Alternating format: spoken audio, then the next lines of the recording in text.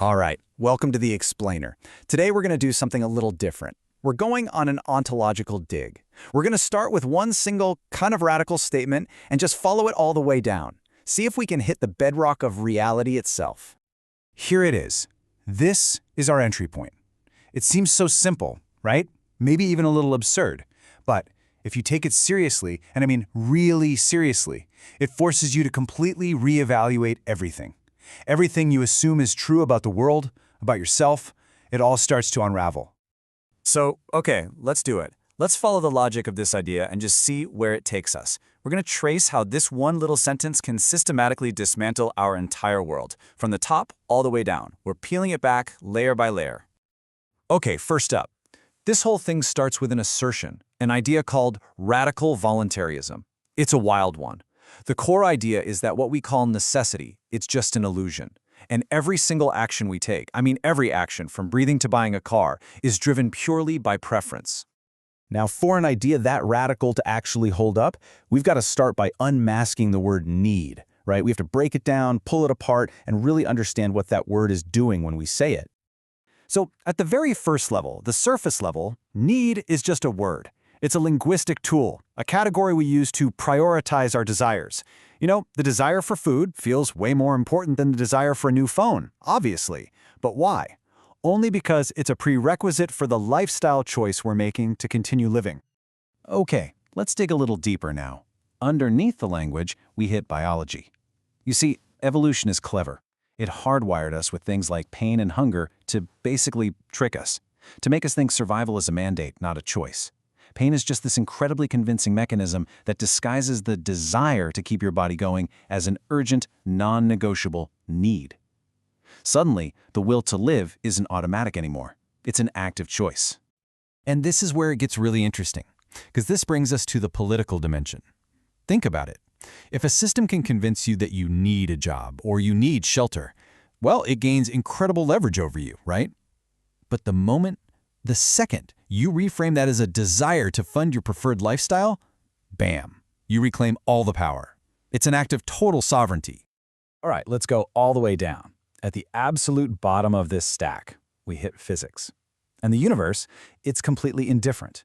It just operates on causality, on cause and effect. There is no physical law anywhere that says your existence must happen. And if it doesn't have to happen, then nothing can be truly needed for it. You see, all physics ever says is A implies B. If you want to stay alive, that's B. Then you have to drink water. That's A. But the universe never, ever says B must happen. That part, that's completely up to you. So look at what we've built here.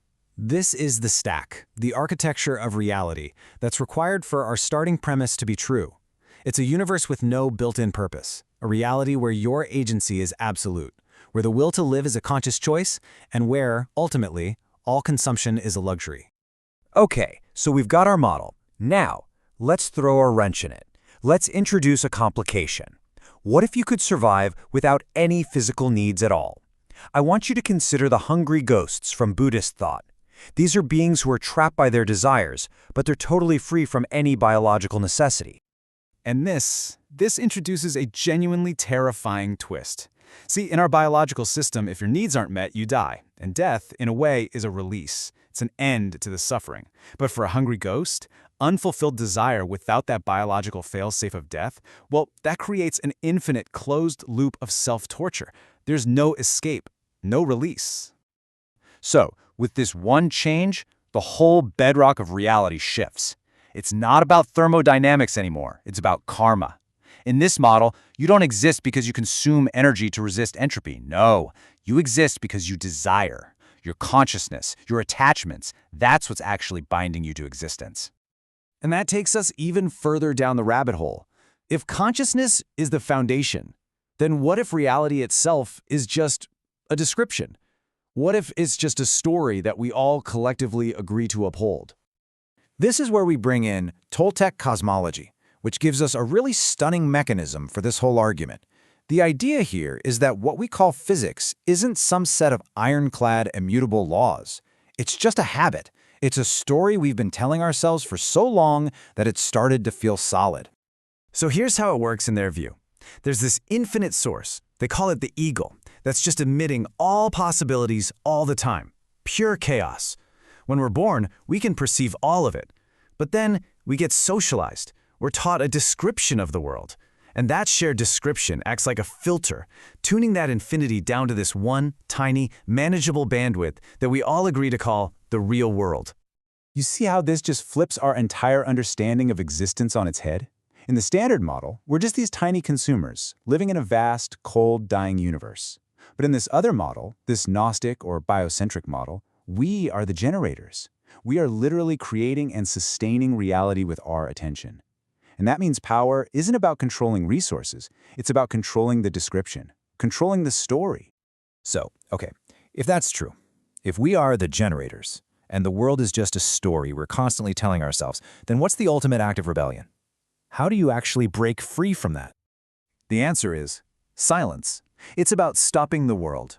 The ultimate rebellion is to stop that internal dialogue, that little narrator in your head that's constantly describing and upholding the world. This isn't protest. This is, well, it's ontological terrorism. You're literally pulling the plug on reality. And that's why this is so profound. Think about it. Fighting a system just engages with it, it validates its existence. But true rebellion, that's total indifference. It's withdrawing the one thing the system absolutely needs to survive, your belief, your attention. You don't fight the prison walls, you just stop agreeing that they're solid. But a freedom, this absolute, this total, it has to come at an ultimate price. There's a final cost to this kind of rebellion. And the price is what they call losing the human form. Now, this doesn't mean you physically die. It means the dissolution of your fixed self-image, the death of the ego. It's the collapse of your personal history, the very story that defines you. You know, to be truly free from the prison, you have to destroy the jailer. And the crazy part is, in this model, the jailer is you. It's the entity that wanted freedom to begin with. And that, right there, that is the ultimate paradox. The final step of liberation is the proof that the entity seeking it, the you that wanted to be free, was never real in the first place.